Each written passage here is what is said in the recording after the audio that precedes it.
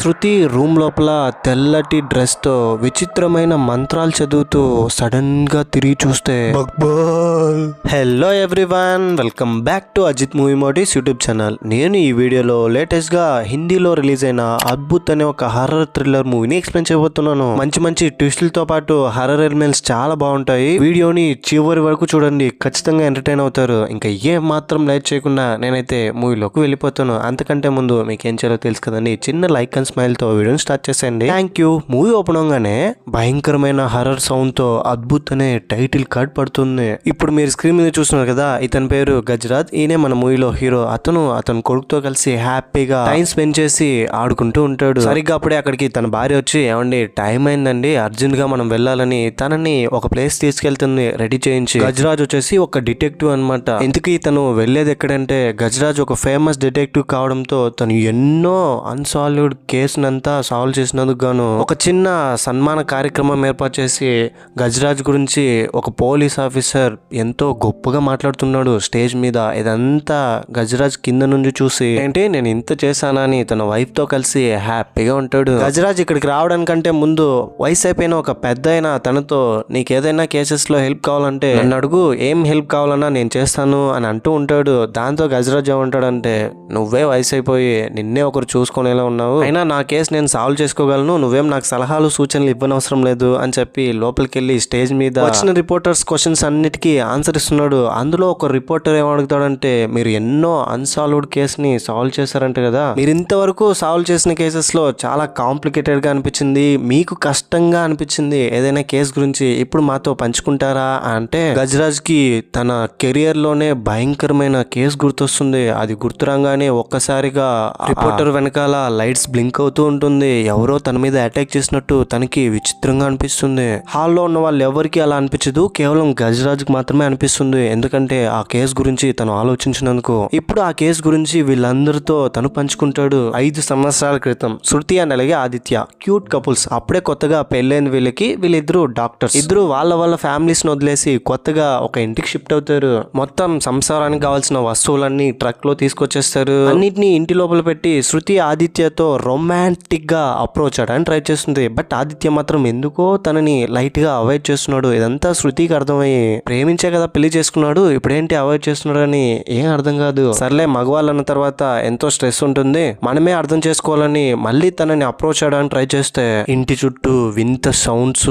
Sudden గా door తన పాటికి అదే తెరుచుకుంటూ ఉంది. ఆదిత్యానికి కిస్ చేస్తున్న శృతికి సడన్ గా డోర్ ఎవరో ఓపెన్ చేసి క్లోజ్ చేస్తున్నట్టు అనిపించి డోర్ దగ్గరికి వెళ్లి చూస్తే అక్కడ ఎవరు ఉండరు, కేవలం డోర్ మాత్రమే ఊగుతూ ఉంటుంది. ఆ తర్వాత ఆదిత్య వెళ్లి పడుకుంటాడు, శృతిని ఒక్కదాన్నే వదిలేసి. శృతి వెళ్లి ఒంటరిగా రూమ్ లో పడుకుంటే సడన్ గా నైట్ టైమ్ లో ఏదో ఇంకొన్ని విచిత్రమైన సౌండ్స్ వినిపిస్తాయి. ఆ తర్వాత మార్నింగ్ లేవగానే ఆదిత్య తను చేసిన బ్రేక్ఫాస్ట్ తిని దగ్గరలోనే తను వర్క్ చేస్తున్న హాస్పిటల్ కి వెళ్ళిపోతాడు.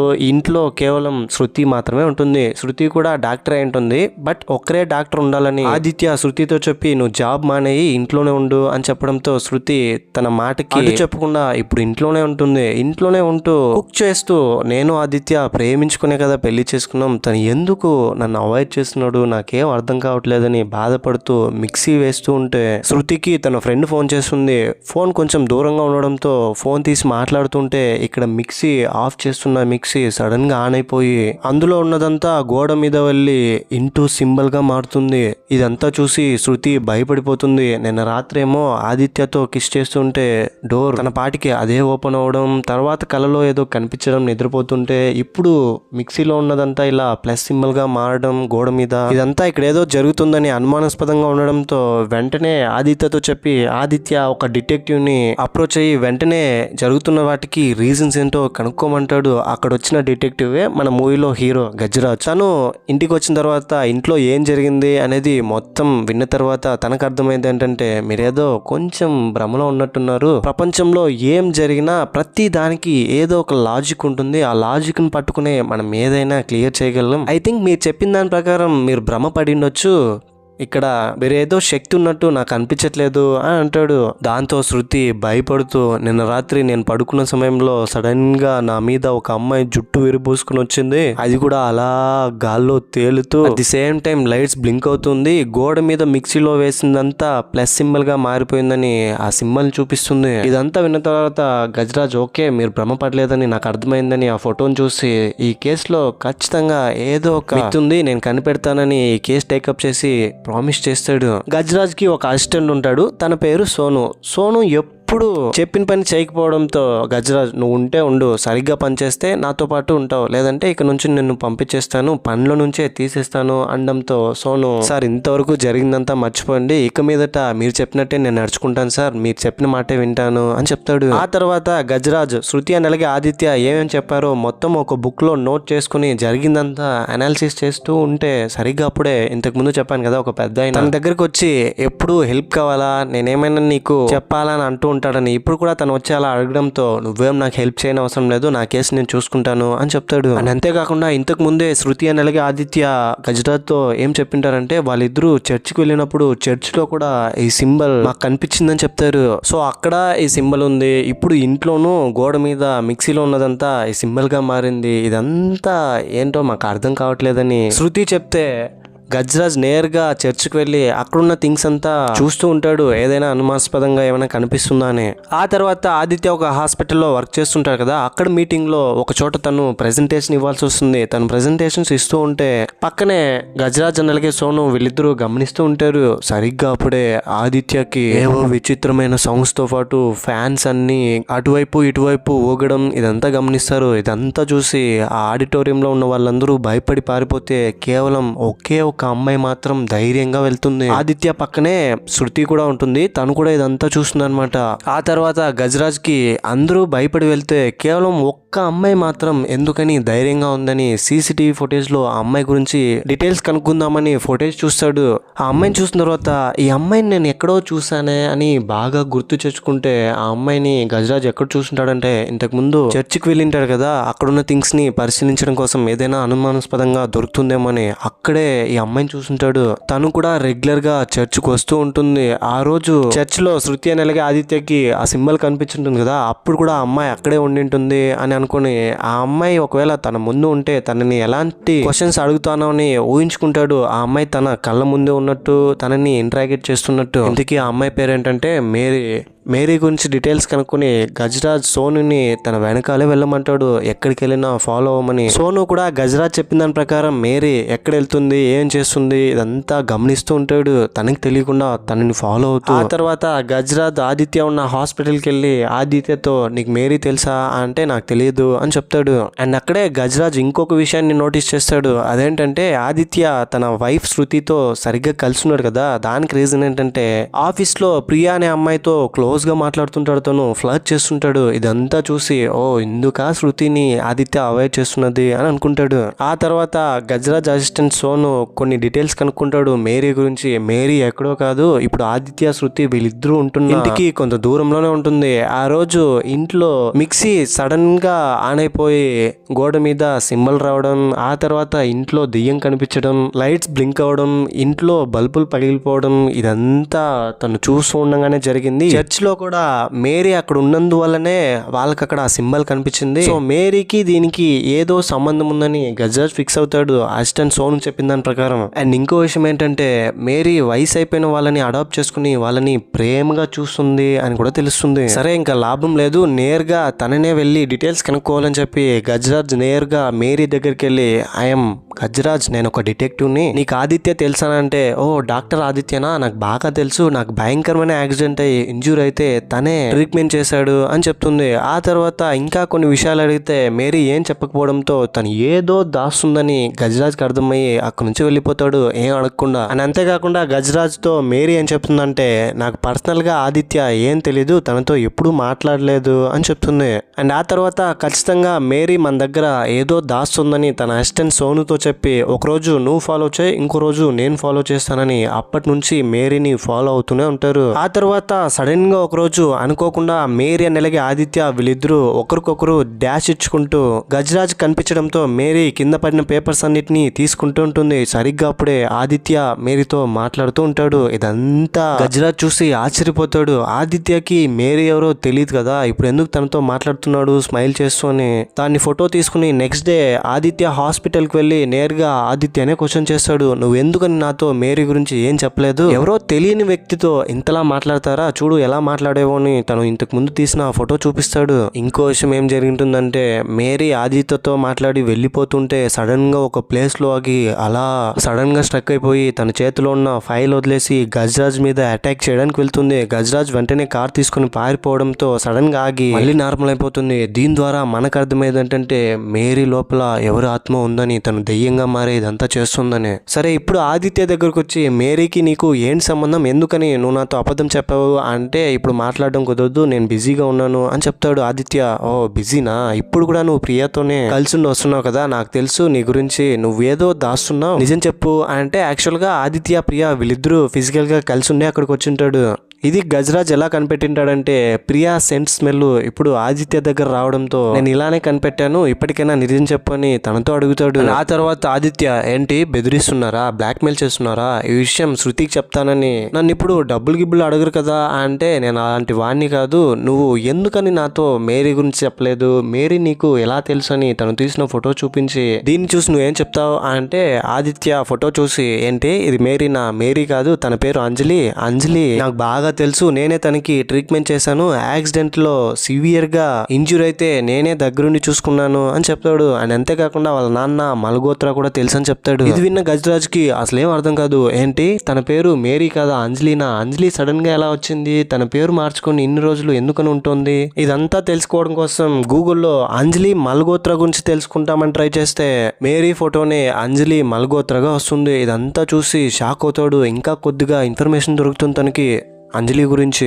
యాక్చువల్గా తనకు ఒక యాక్సిడెంట్ జరిగింది, యాక్సిడెంట్లో ఫేస్కి చాలా ఇంజూరీ అయి ఉంటుంది, దాంతో ట్రీట్మెంట్కి ఇక్కడికి వచ్చి ఉంటుంది, ఇదే తనకు తెలుస్తుంది. ఇదంతా థింక్ చేస్తుంటే సరిగ్గా అప్పుడే ఇంతకుముందు చెప్పాను కదా పెద్ద ఆయన, అతను ఇక్కడికి వచ్చి ఏంటయ్యా ఏదైనా హెల్ప్ కావాలని మళ్ళీ అడుగుతాడు. నాకేం హెల్ప్ వద్దండి, దయచేసి నాకు కొంచెం దూరంగా ఉండండి, నా కేసు నేను సాల్వ్ చేసుకోగలను అని మళ్ళీ చెప్తాడు అతనికి. ఆ తర్వాత అక్కడికి తన అసిస్టెంట్ సోను రావడంతో నిన్నెవరు ఇక్కడికి రమ్మన్నారు, శృతి వాళ్ళ ఇంటి దగ్గరే ఉండమని చెప్పాను కదా అని నేరుగా బైక్ తీసుకుని శృతి వాళ్ళ ఇంటికి వెళ్తాడు. తనకంటే ముందు వర్క్ కంప్లీట్ చేసుకుని ఆదిత్య ఇంటికి వస్తాడు. ఇంటికి రాగానే ఇంటి బయట కొంత బ్లడ్ మార్క్స్ కనిపించడంతో భయపడి నేరుగా శృతి రూమ్ లోకి వెళ్ళి రూమ్ డోర్ లాక్ అయిపోయి ఉంటుంది చూద్దామంటే, ఆ తర్వాత డోర్ ఎంత నాక్ చేసినా లోపల ఉన్న శృతి ఏం మాట్లాడలేకపోయేసరికి డోర్ ని పగలకొట్టి లోపలికి వెళ్ళి చూస్తే శృతి తెల్లటి డ్రెస్ తో ఒక ప్లేస్ లో కూర్చొని ఉంటుంది. ఇది చూసిన తర్వాత కింద చూస్తే రక్తపు కాలి మరకలు కనిపిస్తాయి. విచిత్రంగా ప్రవర్తిస్తుంది శృతి. శృతి అనగానే అలా ఆదిత్య వైపు ఒక లుక్ చూశారు, అది మాత్రం చాలా భయంకరంగా ఉంటుంది. అండ్ అలా చూస్తూ ఉండగానే సడన్ గా శృతి కింద పడిపోతుంది. దాంతో శృతికి ఏమైందని వెంటనే కింద వెళ్లి ఆదిత్య చూస్తే అంత పై నుంచి కింద పడిన శృతికి ఏమైండదు.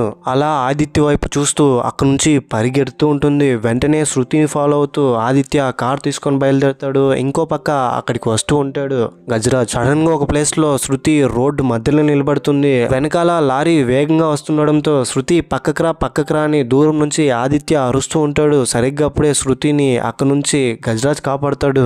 అండ్ తను వేలితో ఒక ప్లేస్ ని చూపిస్తున్నప్పుడు శృతి శరీరంలో ఆత్మ ప్రవేశించి ఇదంతా చేసి ఉంటుంది. తను చూపించిన ప్లేస్ లో మేరీ ఉంటుంది ప్రొటెస్ట్ చేస్తూ. మేరీ కూడా గజరాజ్ ని అదోలా చూస్తుంది. తను ఎందుకు చూస్తుందని గజరాజ్ కి ఏం అర్థం కాదు. ఆ తర్వాత ఆదిత్య గజరాజ్ తో శృతిని హాస్పిటల్ తీసుకెళ్లిపోయిన తర్వాత గజరాజ్తో అంజలికి మేమే ట్రీట్మెంట్ చేశాము, అందుకు గాను తన నాన్న మల్గోత్రా ఒక హాస్పిటల్ కట్టించాడు, ఆ హాస్పిటల్కి ఇప్పుడు నేనే చీఫ్గా ఉన్నాను అని చెప్తాడు. సరిగ్గా అప్పుడే లోపల నుంచి నర్స్ వచ్చి శృతి ఇప్పుడు నార్మల్గా బాగానే ఉంది, తను ఇప్పుడు ప్రెగ్నెంట్ అని చెప్తుంది. ఇది వినంగానే ఆదిత్యకి అసలు ఏం అర్థం కాదు, షాక్ అవుతాడు. మీరెందుకు అలా షాక్ అవుతున్నారు, ప్రెగ్నెంట్ అంటే సంతోషపడాల్సిన విషయమే కదా అని గజరాజ్ అంతే. ఆదిత్య అలా ఏం లేదు, కొంచెం సర్ప్రైజ్గా ఫీల్ అయ్యాను అని అంటాడు, కవర్ చేస్తాడు. ఆ తర్వాత అంజలికి యాక్సిడెంట్ అయ్యి ఆదిత్య ట్రీట్మెంట్ చేసింటారు కదా, ఈసారి అంజలి వైపు నుంచి ఇన్ఫర్మేషన్ తెలుసుకోవాలని చెప్పి అంజలి ఫ్రెండ్ ఒక అమ్మాయిని కనుక్కొని తన దగ్గరికి వెళ్ళి అంజలి గురించి నీకేం తెలుసో మొత్తం ఎక్స్ప్లెయిన్ చేయరా అని గజరాజ్ అడిగితే తన ఫ్రెండ్ ఏం చెప్తుందంటే అంజలి గురించి యాక్చువల్ గా కాలేజ్ డేస్ లోనే అంజలి అని అలాగే ఈ అమ్మాయి ఇద్దరు ఫ్రెండ్స్ గా ఉంటారు. అంజలికి రాహుల్ అనే బాయ్ ఫ్రెండ్ ఉంటాడు. సడన్ గా ఒక రోజు రాహుల్ వేరే అమ్మాయితో కనిపించడంతో అది కూడా ఫిజికల్ గా ఇంటిమేట్ అవుతూ ఉంటే ఇది చూసిన అంజలి మనసు విరిగిపోయి కోపంతో అప్సెట్ అయ్యి కార్ తీసుకుని వేగంగా బయలుదేరింది. అప్పుడే తనకి యాక్సిడెంట్ అయింది అని చెప్తుంది. అప్పుడు జరిగింది చిన్న యాక్సిడెంట్ అనే వాళ్ళ నాన్న మల్గోత్రా నాతో చెప్పాడు. ఏమైందో ఏమో తెలియదు కానీ అప్పటి నుంచి అంజలి పూర్తిగా మారిపోయింది, నాతో సరిగ్గా మాట్లాడట్లేదు అని చెప్తుంది. ఇప్పుడు వేరొక ఊరికి వెళ్ళి సర్వీస్ చేస్తుంది. ఎందుకు ఇలా మారిపోయిందో నాకు కూడా ఏం అర్థం కావట్లేదు అంటుంది. దాంతో గజరాజ్ ఏమంటాడంటే అంజలి ఫేస్ ఇంతకు ముందు కంటే ఇప్పుడు కంప్లీట్ గా మారిపోయింది. చిన్న యాక్సిడెంట్ అయింటే అంత పెద్ద ఇంజ్యూర్ అయ్యి ఫేస్ ఎలా మారి ఉంటుందని ఏం అర్థం కాదు తనకి. ఆ తర్వాత ఆదిత్య ఇంట్లో శృతితో మనమిద్దరం ఫిజికల్ గా కలవనే లేదు కదా, ఎలా నీకు ప్రెగ్నెంట్ వచ్చిందని శృతిని అడిగితే శృతి అని చెప్తుందంటే నేను నీ దగ్గరకు వచ్చినప్పుడంతా నన్ను నువ్వు అవాయిడ్ చేస్తూనే వచ్చావు, నువ్వు డ్రింక్ చేస్తున్నప్పుడు నేనే నిన్ను అప్రోచ్ అయ్యి ఇలా చేశాను, దీనికి ఎందుకు నువ్వు అంతలా రియాక్ట్ అవుతున్నావు, హ్యాపీ మూమెంటే కదా ఇది, సెలబ్రేట్ చేసుకుందామని ఆదిత్యతో అంటే నువ్వు చేసింది ఎంతైనా చాలా తప్పని తనతో అంటాడు. సడన్ గా కొంతసేపటికి శృతికి ఏమైందో ఏమో తెలియదు కానీ సడన్ గా తన తలని తానే గోడకు కొట్టుకుంటుంది. ఏమైంది శృతి అని ఆదిత్య తన దగ్గరికి వెళ్తే శృతి ఆదిత్య గొంతు పట్టుకొని తనని చంపడానికి ప్రయత్నిస్తుంది. ఆ తర్వాత ఒక పర్టికులర్ టైంలో ఆదిత్య అలర్ట్ అయ్యి శృతిని గట్టిగా కట్టేస్తాడు బెడ్ కి. కట్టినా కూడా శృతి తన మీద అటాక్ చేయడానికి ప్రయత్నిస్తూనే ఉండి గట్టిగా అరుస్తుంది. ఆ తర్వాత గజరాజ్ మల్గోత్రా దగ్గరికి వెళ్ళి మీ కూతురు గురించి మాకు కొంచెం డీటెయిల్స్ కావాలి, యాక్సిడెంట్ తర్వాత తనకేమైంది అంటే నాకు కూడా నిజానికి తనకేమైందో అసలు అర్థం కావట్లేదు, నేను చెప్పిన మాట అస్సలు వినట్లేదు, పీపుల్స్ కి సర్వీస్ చేస్తుంది, మంచిదే కదా చేస్తుందని, నేను కూడా పెద్దగా ఏం తనని అడగట్లేదు అని చెప్తాడు. కానీ అంజలి బిహేవింగ్ లో కంప్లీట్ చేంజ్నెస్ వచ్చేసింది యాక్సిడెంట్ తర్వాత అని. ఆ తర్వాత గజరాజ్ శృతి దగ్గరకు వచ్చి నీకు అంజలి గురించి తెలుసా అంటే నేను ఆదిత్య ఇద్దరు కలిసి అంజలికి ట్రీట్మెంట్ చేశాము, ఆపరేషన్ చేశాము అని చెప్తుంది. అండ్ అప్పుడే అక్కడున్న ఆదిత్య శృతి వీళ్ళిద్దరూ కలిసి దిగిన ఫోటో కనిపించడంతో మీరిద్దరు డాక్టర్సే కదా, ఎందుకని డాక్టర్ గా వెళ్ళట్లేదు అంటే ఆదిత్య వద్దన్నాడు. తను వద్దన్నంతో నేను కూడా పెద్దగా మాటకి ఎదురు చెప్పకుండా ఇక్కడే ఉండిపోయాను ఇంట్లోనే అని చెప్తుంది. అండ్ సరిగ్గా అప్పుడే ఆదిత్య కూడా అక్కడికి రావడంతో గజరాజ్ మీరిద్దరు చర్చ్కి రావాలి, మీకిద్దరికి ఇలా జరగడానికి కారణం ఏదైనా ఉండొచ్చు కానీ జరిగేటప్పుడు ఖచ్చితంగా మేరీ మీ దగ్గరే ఉంటుంది, మేరీ మీ దగ్గర ఉన్నప్పుడు మాత్రమే మీకు ఇలా జరుగుతుందని చర్చ్ లో మేరీ దగ్గర ఆదిత్యని శృతిని వీళ్ళిద్దరిని ఒక చోట ఉంచుతాడు. నార్మల్ గానే మేరీ చర్చ్కి వస్తుంది, ప్రేయర్ చేస్తుంది, ఏం జరగనట్టు అక్కడ నుంచి వెళ్ళిపోతుంది. అక్కడికి వచ్చిన వాళ్ళందరూ వెళ్ళిపోయిన తర్వాత మేరీ మాత్రం మళ్ళీ తిరిగి వచ్చి ఆదిత్య మీద అటాక్ చేస్తుంది. చేతిని ఇలా పెట్టి చేతితో మంత్రాలు చదవడంతో ఆదిత్య అలా గాల్లో పైకి లేస్తాడు. అండ్ కొంతసేపటికి మేరీ నార్మల్ అయిపోయి తిరిగి అక్కడ నుంచి వెళ్ళిపోతుంది. మేరీ అక్కడ నుంచి దూరంగా వెళ్ళిపోయి చాలా స్ట్రగుల్ అవుతూ ఏడుస్తూ ఉంది. నార్మల్ మేరీగా ఉండడంతో బాధపడితే లోపల ఉన్న ఆత్మ రావడంతో మళ్ళీ గట్టిగా అరుస్తుంది. మేరీని ఫాలో అవుతూ వెళ్ళిన గజరాజ్ కి ఇంతకు ముందు అంజలికి యాక్సిడెంట్ అయిన స్పాట్ కనిపించి ఎలా యాక్సిడెంట్ జరిగింటుందని తనలో తానే విజువల్ గా ఊహించుకుంటాడు. ఆ రోజు అంజలిని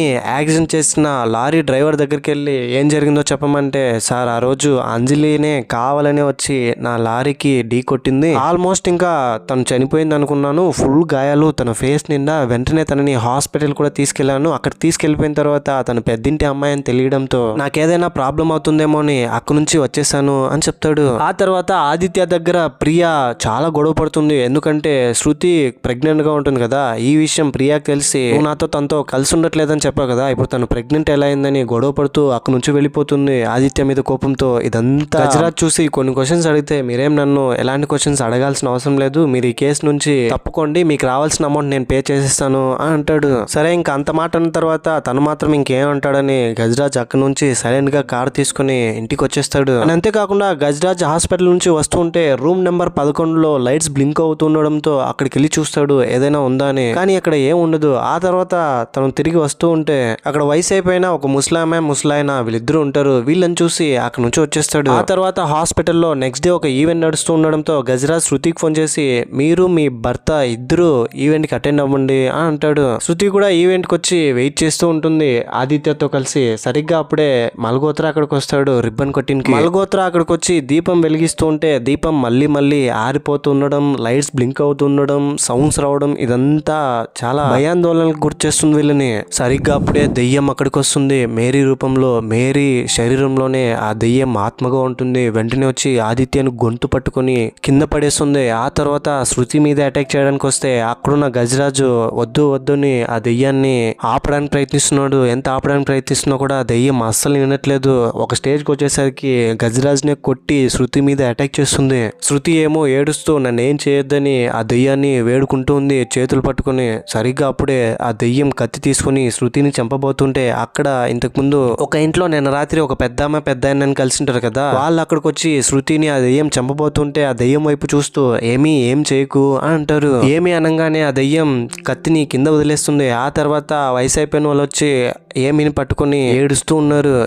ఏమి గురించి మీకు తెలుసా అని గజరాజు శృతిని ఆదిని వీళ్ళిద్దరిని అడుగుతాడు. అప్పుడే వాళ్ళకి ఒక విషయం గుర్తొస్తుంది. యాక్చువల్ గా అంజలికి యాక్సిడెంట్ అయ్యి వీళ్ళ హాస్పిటల్కి వస్తే తన పరిస్థితి చాలా క్రిటికల్ గా ఉంటుంది. అలాంటి సిచ్యువేషన్ లోనూ అంజలి వాళ్ళ నాన్న మల్గోత్రా ఎన్ని కోట్లు ఖర్చు అయినా పర్లేదు నా కూతుర్ని కాపాడండి అని చెప్పడంతో డబ్బు కాసుపడి శృతి పక్క రూమ్ లో కోమాలో ఉన్న ఏమి అనే అమ్మాయి హార్ట్ తీసుకొని అంజలికి పెడితే అంజలి బ్రతుకుతుందని చెప్పి కేవలం డబ్బు కోసం ఏమిని కోమాలో ఉండగా చంపేసి తన హార్ట్ తీసి అంజలికి పెడతారు.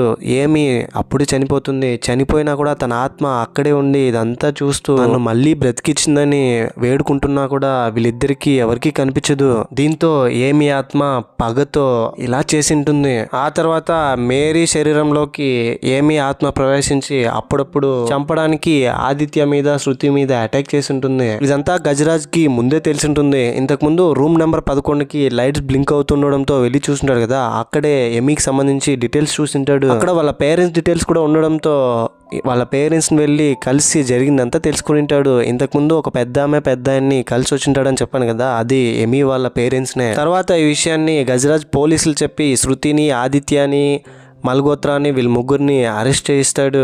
అంజలిలోనే ఏమీని చూసుకుంటారు ఏమీ వాళ్ళ పేరెంట్స్. ఏమీకి సంబంధించిన హార్ట్ అంజలిలో ఉందని. శృతి ప్రెగ్నెంట్ గా ఉంటుంది కదా, తనకి జైల్లోనే ఒక కొడుకు పుడతాడు. దాంతో తను జైల్లో ఎలా పిల్లాన్ని చూసుకుంటుందని గజరాజే తనకి పిల్లలు లేకపోవడంతో జైలు నుంచి ఆ పిల్లని తీసుకొచ్చి తనే పెంచుకుంటాడు. హీరో గజరాజ్ దగ్గరికి హెల్ప్ చేయాలా ఏదైనా చెప్పాలా అని ఒక పెద్ద ఆయన వచ్చి అడుగుతూ ఉంటాడు కదా, ఇప్పుడు కూడా అతను వచ్చి అతనితో మాట్లాడి అక్కడి నుంచి వెళ్ళిపోతాడు. వెళ్తుంటే సడన్ గా అతను మాయమవడం గజరాజ్ గమనిస్తాడు. అప్పుడే మనకు అర్థమయ్యేది ఏంటంటే ఆ పెద్ద ఆయన ఎవరో కాదు, హీరో గజరాజ్ వాళ్ళ నాన్నని ఇన్ని రోజులు ఊహించుకుంటూ ఉంటాడు. కట్ చేస్తే ప్రెసెంట్ లో మూవీ మొదట్లో హీరోని అలాగే హీరో కొడుకు ఆడుకుంటూ ఉండడం చూపించుంటారు కదా, తన కొడుకు ఎవరో కాదు శృతి కొడుకే ఉంటాడు. శృతికి ఆదిత్యకి అంజలి వాళ్ళ నాన్న మల్గోత్రాకి వీళ్ళ ముగ్గురికి శిక్ష పడడంతో ఏమి ఆత్మ శాంతిస్తుంది. ఇంతటితో మూవీ కూడా ఎండ్ అయిపోతుంది. ఈ మూవీపై మీ ఒపీనియన్ ఏంటి, నా ఎక్స్ప్లెనేషన్ ఎలా అనిపించింది అనే దాన్ని తప్పకుండా ఏదో ఒకటి మీకు అనిపించింది నాతో షేర్ చేసుకోండి. ఇలాంటి కైండ్ ఆఫ్ మరిన్ని మూవీ ఎక్స్ప్లెనేషన్ వీడియోస్ కోసం మన ఛానల్ని సబ్స్క్రైబ్ చేసి బెల్ ఐకాన్ క్లిక్ చేసేయండి. ఇంకో ఇలాంటి ఇంట్రెస్టింగ్ హర్రర్ మూవీతో మీ ముందుంటాను. అంతవరకు హ్యాపీగా ఉండండి, నవ్వుతూ ఉండండి, నవ్విస్తూ ఉండండి. Thank you. జై హింద్.